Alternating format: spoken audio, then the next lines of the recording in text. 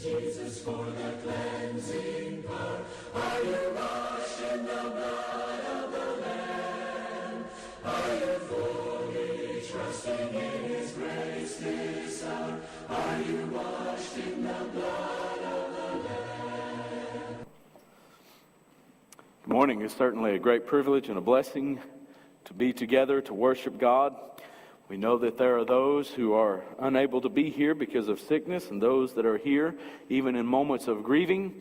And we're blessed to be together as a family to shore one another up in times like these.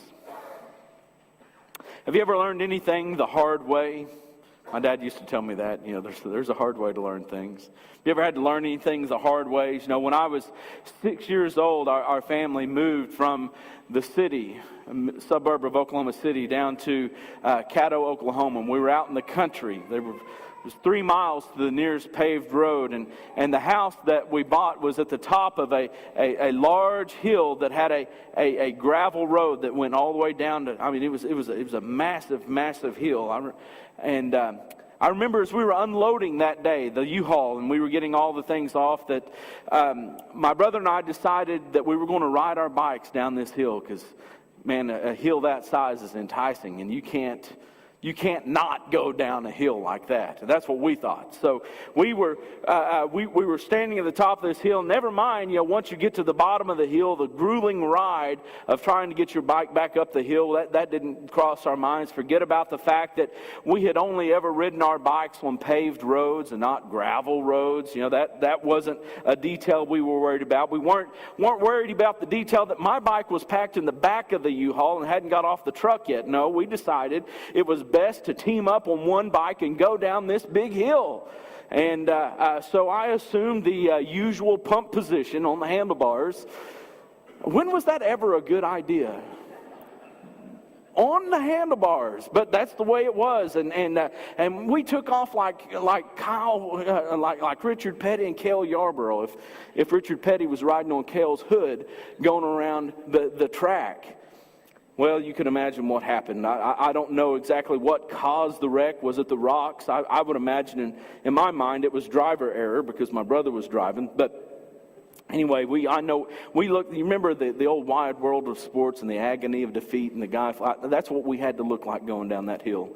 It was boys and bicycles and rocks flying everywhere. And I remember thinking as we were pushing his mangled bike back up the hill that maybe I should have ridden on the seat. I also remember kind of thinking, this is a long, long way up this hill. I have scars on my body where rocks were embedded in my skin, and we're having to walk all the way up this hill. But most of all, what I remember is the screaming and the crying. We were both screaming, and I can remember looking up at the top of the hill, and Mom was standing up there looking down at us because there's nothing she could do until we really got up the hill. And so we made that long walk up there, and I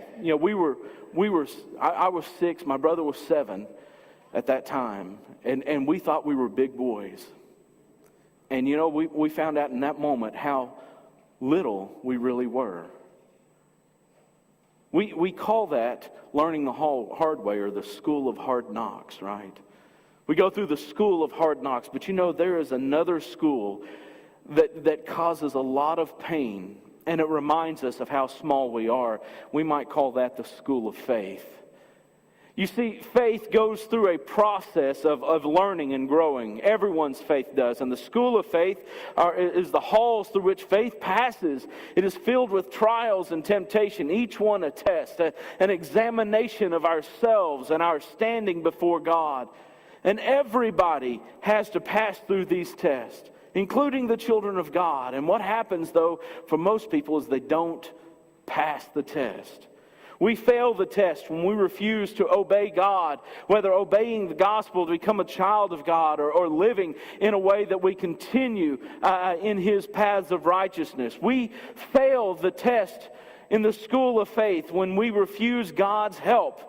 When we tell Him, no, God, I've got this, and we rely solely on ourselves to make it through such trials and tribulations that we face. We fail the test when the difficulties or the hardness of the road convinces us to just give up. I'm done. I can't go on. But we pass the test. We pass God's test when we endure by trusting God and His promises. Abraham, the great patriarch, graduated from the school of faith. He was a man who became an example for all the ages because his obedience in the midst of all the tests, in the midst of all the trials, was impressive to God. So much so that God Himself would say in Genesis 22 and verse 12, "Now I know that you fear God." What does Abraham's matriculation mean for us? What does it mean to teach us about our faith and how faith grows and learns? This morning I invite you to turn to Genesis 22 as we spend time looking at Abraham's sacrifice of Isaac and find out how faith learns, how faith goes through this process. When we think about faith and we think about this school of faith, we understand that faith grows by tests. We're tested by God many times, but sometimes we create our own test. But in Genesis 22, beginning in verse 1, he says, "After these things, God tested Abraham and said to him, 'Abraham,' and he said, 'Here am I.' God said, 'Take your son, your only son Isaac, whom you love, and go to the land of Moriah and offer him there as a burnt offering on one of the mountains of which I will tell you.'" God tested Abraham, and he faced many tests, but it says here that He's testing Abraham. But think about the test that he faced. In Genesis 12, 1 through 3, God said, "Abraham, I want you to leave your family and go to a land that I will show you later." It was the great family test. Was he willing to leave his family just to obey God? And of course, he did. He passed that test. In Genesis chapter 12, beginning in verse 10, he faced the fidelity test. Was he going to tell the truth when it came to his relationship with Sarah? She was his wife, but she was also his half-sister. Going into the land of Egypt, again in Genesis chapter 20, this time going to the land of Abimelech. And in both cases, he said to Sarah, "Tell them you are my sister." He failed that test and wasn't faithful to the truth. In Genesis chapter 13, whenever there was a conflict between Lot and his herdsmen and Abraham and his herdsmen, he faced this friendship test. Was he going to use his status as the patriarch of the family? Lot, you're just along for the ride. Or was he going to be willing to show great friendship? And you know what he did? He showed friendship to Lot. Lot, of course, went to the city of Sodom, and that brought up another test. Whenever he found out that the kings of the valley had gone in and captured Lot and the people, and Abraham took his servants, and they went and they faced this fight test, and he passed that test. And coming back, he had all the spoils of war, and he meets Melchizedek. And Melchizedek was a priest of the Lord Most High. And he began to pay him a tithe of the sacrifice. And Melchizedek told him to keep all the spoils. Here was a test. Would he keep all the spoils? Would he grow his wealth and his posterity? And yet he says to Melchizedek, "No, I'll only take enough of provisions to get me back home." He passed the fortune test in that moment. Then in Genesis 16, Sarah knew of the promises that God had given, that he was going to be the father of a great nation, and yet she can't figure it out. She's well aged. She is past childbearing years. How was Abraham ever going to be the father of a great nation? And so he was faced with this fatherhood test. And she said, you need to go into my servant Hagar and raise up a child. And he did. And he failed that test. You see, he said to God, "I've got this. I can do this on my own." And he failed that test. Later in Genesis 22, it was, Here was this child Ishmael, and God said, send him away. Or Sarah said, send him away. And God said, go ahead and send him away. And he failed those tests of fatherhood. But then we come to this faith test, this ultimate test, when God commanded him to sacrifice Isaac.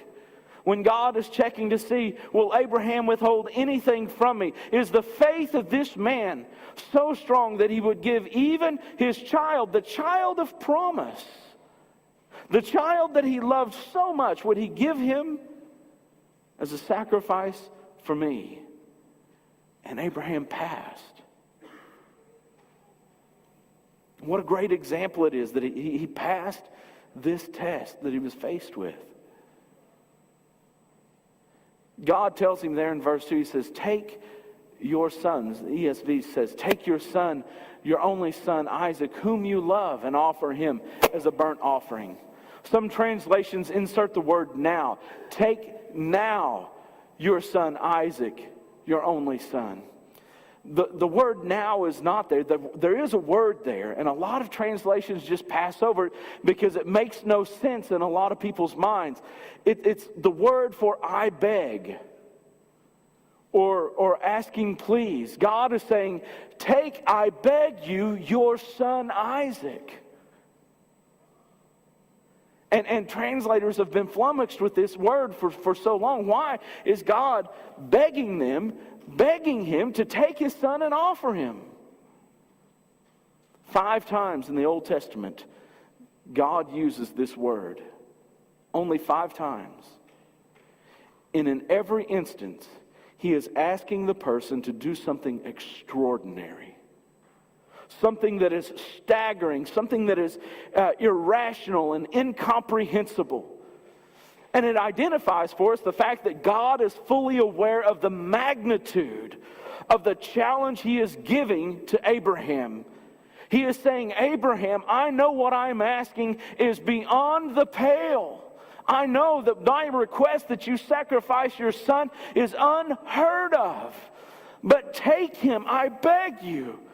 Demonstrate your faith. Withhold nothing from me, and you offer him. God was testing Abraham. And in a similar way, we are tested.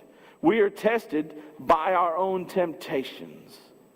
Temptations are those moments and those opportunities where our lusts, which come from inside of us. James chapter 1, verses 13 through 15 says that God is not the one who tempts us with evil. God does not tempt anyone with evil. Neither is God tempted by evil. But each man is tempted when he is drawn away by his own lusts. Our own desires coupled with opportunities. And that's a temptation to us. The question is, in that moment, will we pass the test? Or will we fail the test? We may be faced with an opportunity to join the guys for a drink after work, or to leer at a scantily clad woman, or to use our feminine wiles to manipulate a boy, or to verbally abuse someone for an accident that they have done, or share some crude jokes. In those moments, there is a desire within us, a temptation that combines with these opportunities, and there is a test for us right there in the school of faith. It's like a pop quiz that we weren't quite expecting. Can we pass those tests? But we are also tested when we face trials. We're tested by the trials that we face. Trials are those things that come from outside. Most often, they're coming from God. They're tough times. They're turmoil in our lives. They're the things that come from outside, the external influences that come upon us. It might be a death or an illness of someone that we love, or even ourselves as far as an illness goes. It might be a natural disaster, the loss of a job. And in those moments, our faith is put to the test. Will I trust in God in those moments of doubt? Will my faith be strong enough to endure through these trials? And yet, by the temptations and by the trials, we have to understand this. Our faith is not defined by the temptations or the trials. Our faith is defined by how we respond to those temptations and trials. You may say, I was tempted to overeat, or I was tempted to do this, or I was tempted to do that. Well, here's the thing. Being tempted to do those things is not an indictment on your faith. It's what you do with those temptations. And there's some lessons that we learn from the test that Abraham faced. The first one is that you've got to expect tests in your life. You've got to expect tests, number one, because you've got lust and desires, and there's going to be opportunities. The devil knows those lusts, and he's going to put an opportunity in your way. There's a test. But expect tests also because God tests those who are his children. He did Abraham with a test that is mind-boggling to us. Secondly, don't expect perfection.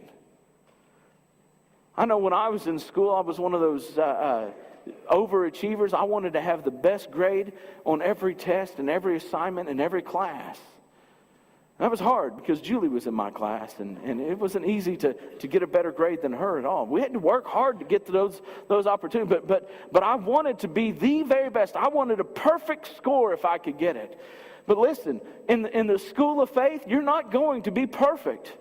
Think of the times that Abraham failed the tests that were put before him. God still calls him the father of the faithful. It's not that we resign ourselves to a life of mediocrity, but we have to understand we're not going to pass every single test. So what we do is we trust in God to make up for the imperfections and the failures that we're all going to face. We also learned that not every test is from God. Some of them are self-made. Look, we're going to make some bad choices in life. Difficult choices. And it's going to be hard to overcome them. They're going to bring sorrow. They're going to bring pain. They're going to bring distress. And yes, that's a test on our faith, but it's not from God. That was self-made. We make a lot of our own struggles and trials. And something we've all learned, pain is required for growth. Even growth of our faith, it takes pain. Can you imagine the pain that Abraham must have felt when he heard God say, take your son, your only son, Isaac, whom you love, and offer him as a burnt offering. I know when I get bad news, I get this feeling in the pit of my stomach, a physical feeling. It just hurts. I get sick and I hate it. And I imagine what Abraham must have felt in the pit of his stomach that day. Yet, as Peter would say in 1 Peter 1, verse 6, in this you rejoice, though now for a little while, if necessary, you have been grieved by various trials, so that the tested genuineness of your faith, more precious than gold that perishes though it is tested by fire, may be found to result in praise and glory and honor at the revelation of Jesus Christ. Your faith, he says, is going to be tested. The genuineness of your faith. Abraham's genuineness of faith was tested in that moment. Faith not only brings or trusts or expects tests, but faith trusts in the promises of God. Often when we're tested, we ask the great question, why me? Why me, Lord? Why is this happening to me? We will struggle with this question. What we're doing is we're asking desperately for an explanation from God. God, explain to me why I'm faced with the problems I'm faced with. Explain to me why I lost my job. Explain to me why my children have left the faith. Explain, explain, explain. As if when we get the explanation, then all things will be set right. Job fell into this very same trap, didn't he? God, why me? If I could just speak with God, I could convince him that this is not the right thing happening to me. If God would just give me a moment in His presence, I could convince Him that I don't deserve these things. But what we learn is that, and this is important, God doesn't give explanations. God gives promises. He says, trust me. I'll get you through this. I know what the end looks like. I can get you through this. Trust me. Too many people are asking for the explanation because they've forgotten that all things work together for the good for those who love the Lord. Romans 8 and verse 28. That our strength comes through Christ who strengthened us. Philippians 4 and verse 13. That if we are faithful unto death, we will receive the crown of life. Revelation 2 and verse 10. And that if we are going to live godly right here in this present world, it is going to offend everyone who refuses to live godly.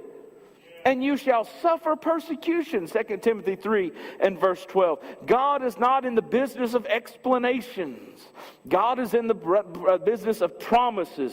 He promised Abraham that he would be the father of a great nation. And Abraham obeyed God because he trusted those promises. He considered that God was able even to raise Isaac from the dead, from which, figuratively speaking, he did receive him back. Hebrews 11 and verse 19.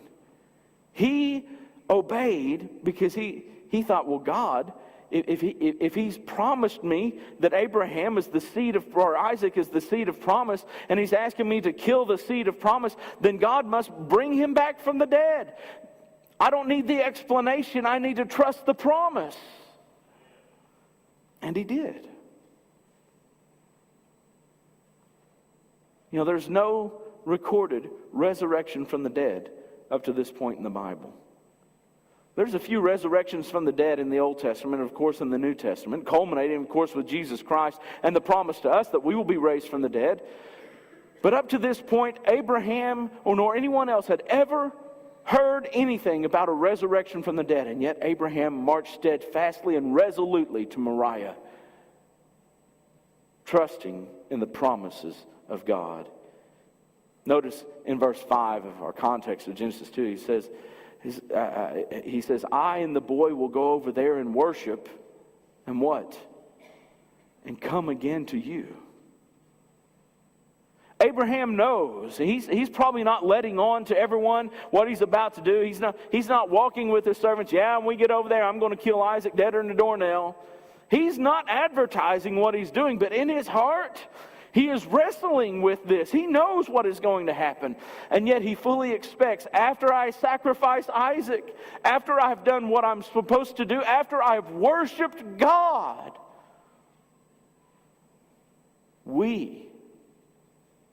me and the boy are going to come to you again. Don't know how he's going to do it, but Abraham trusts God that he will.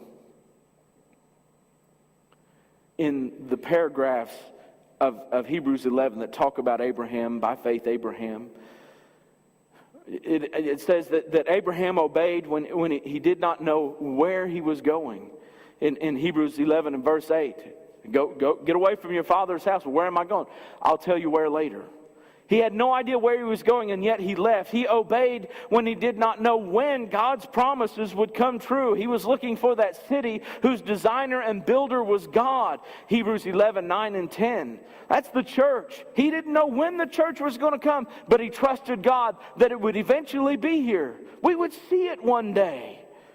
He trusted God and obeyed Him when he did not know how in the world God was going to bring about His promises.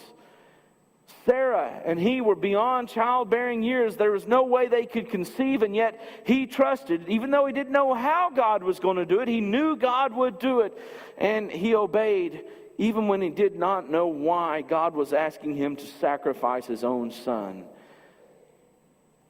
Hebrews 11 tells us why. Why he was willing to do all of that. Because they desire a better country, that is a heavenly one. Heaven was before them. Heaven was an opportunity, and that's why we follow God today, isn't it? We may not know where exactly God is going to take us. We may not know when the next test may come. We may not know how God is able to accomplish His will in my life. And I may not know why God is making me go through these trials and these tribulations. But I trust God's promises that there is a better country, a heavenly one. And He'll deliver on those promises. And then finally, faith depends on God. Not just trust His promises, but depends wholly and squarely on God. As Abraham and Isaac prepared for worship, Isaac noticed that they did not have a lamb to sacrifice. And he asks Abraham, what about this? He says, where's the lamb that we're going to offer? And Abraham tells him, God will provide for Himself a lamb for a burnt offering. God will provide for Himself.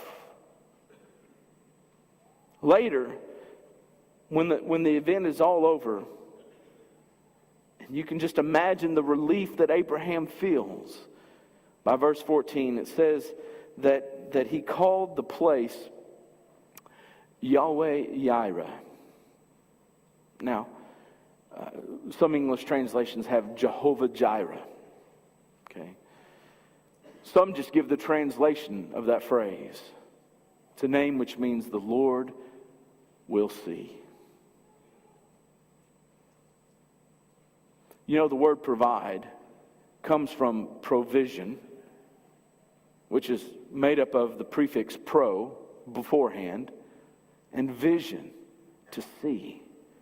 In fact, if you look in this context, it's interesting to notice in the narrative the emphasis on seeing. 10 times in these 14 verses, there is a reference to seeing. Abraham lifted up his eyes. He saw the mountain from a distance. Isaac beheld there was no animal. Abraham trusted God to see, to provide to the end. After the angel stops Abraham, he mentions seeing Abraham's willingness to give all. Abraham, it says again, lifted his eyes, and he looked, and behold, another ram, and he named the place the Lord sees, because in the mountain of the Lord can be seen by His graciousness. There's an emphasis on this idea or concept of seeing things. And when we read it, I think we cannot help but see the faith of Abraham. But what's amazing to me is Abraham doesn't call the place Abraham obeyed, does he? He calls it what? God sees. Because it wasn't about Abraham. The narrative's more about seeing the faithfulness of God than the faithfulness of Abraham. It's about God, that He was willing to provide in those moments. What else was Abraham going to depend on? His feelings? Could you trust your feelings in those moments? I'm sure that every synapse firing in his brain and every shred of emotion that he had was telling him, do not do this. This is your child. Feelings are not a trustworthy guide for faith, despite our modern anthems of do what you feel, or if it sounds good to you, do it. Abraham could not trust his own feelings. Was he going to depend on other people?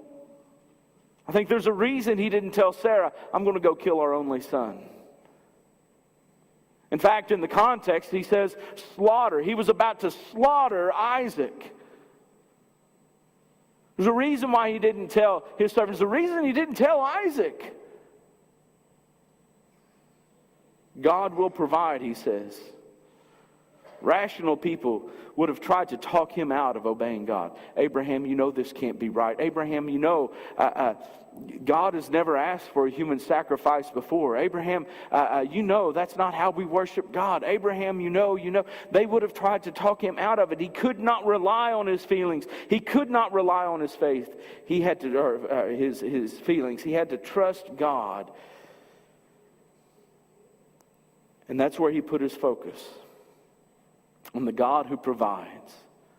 It's interesting, he says in verse 8, God will provide, or God sees to it. And then in the other side it says, God will be seen. Yahweh, Yireh, means God will be seen. There's a lot of times we're not looking for God, and in those small minutia details of the day, we miss Him. But when we start looking for God, not just, the big thunderous rolls of heaven, but when we start looking for God in the everyday, in the small things, God will be seen in His actions of faithfulness, to keep His promises, to save us and to lead us and protect us. When I read this fact that Isaac was a gift from God in response to the faith of Abraham and Sarah. He was the miracle child, right? I mean, they were past childbearing years. There's no reason why Isaac should have been born, yet God blessed them because of their faith. And they loved him so very much. He was the apple of their eye. He was the seed of promise. He was everything that they wanted. They placed the hope of their future in Isaac, didn't they? The hope that God was going to bring about all of this. And so, in the sacrifice of Isaac, we see that Abraham's faith, hope, and love are tested, right?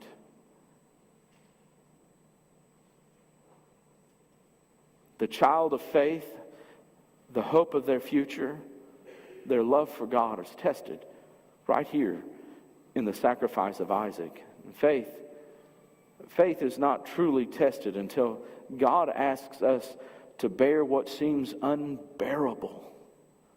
This load is too heavy, God. I cannot carry it on my own. And it's as if God is saying, I know the magnitude of what I'm putting on you,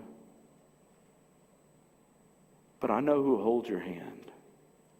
Our faith is not truly tested until God asks us to do something that seems unreasonable. God, it doesn't make any sense. This is my child of promise. This is my livelihood to raise my family. Why will my car not start? It is my transportation to worship God. To do what seems unreasonable. Our faith is not truly tested until we expect what seems impossible. Faith must grow. It must learn. It must progress. And the only way that is going to happen is through the school of faith. It's got to graduate from the school of faith so that it can be refined, purified, so that it glows with a brightness that God wants it to. And so the question comes, has your faith been buffed and shined through trials? Is it glowing brightly in the sight of God? If it's not, maybe you need to check your faith. Maybe you need to do something with your faith that it may grow, that it may face these trials. And maybe you say, Sam, my faith has been through the fire. It has been tested. It shines brightly. That is great. Be thankful. James would say in James 1 and 2, count it all joy when you fall into diverse trials or tests, my brethren. But even if your faith has been through the trials, don't be lulled into a sense of security. Trials may still come. After all, it would be hard enough to leave my family and go to a country that I don't know where I'm going. But that was only the first of Abraham's trials. Who knew that day that he was leaving the Ur of Chaldees and going to Haran, that one day, years later, God would say to him, take your son Isaac and offer him as a sacrifice. Graduation day is still ahead of us. It's Judgment Day. And until then, we keep trusting God's promises. We keep depending on God's power to bring us through the trials. That is faith. And it begins today with your allegiance. Maybe you have forgotten what God has done for you. Isn't it time to open our eyes to the great blessings? Or maybe you have never really accepted it. Well, I know that we say that God did these things for me, but I worked hard for that. I did this and I did that, and we tend to take God out of our blessings. And we put them squarely on our shoulders. Isn't it time to say no longer I don't have, or I have this, but rather say I don't have this. I need the power of God in my life. I need His salvation. What keeps you so far away from Him? What keeps you? Even if you're right outside the door, you're still outside the door. What keeps you from going in today? God calls to you. If you will respond to Him in faithful obedience, your first test will have been passed. Don't fail it any longer. Pass this test, and if you've fallen away and it's time for you to come home, I know sometimes in those moments we stand outside the door with our hand on the doorknob, not exactly sure what to say, how we'll make apologies, how the embarrassment will go, and we hesitate, and we stand just like this, ready to go in, but not quite doing it. But you'll never know the glory. You'll never know the response of God. You'll never know the love and the acceptance and the forgiveness until you open the door and walk in. And on the other side stands God with His arms wide open. Will you fall into His arms this morning while we stand and while we sing? And you've been to Jesus for the cleansing power. Are you washed in the blood of the Lamb? Are you fully trusting in His grace?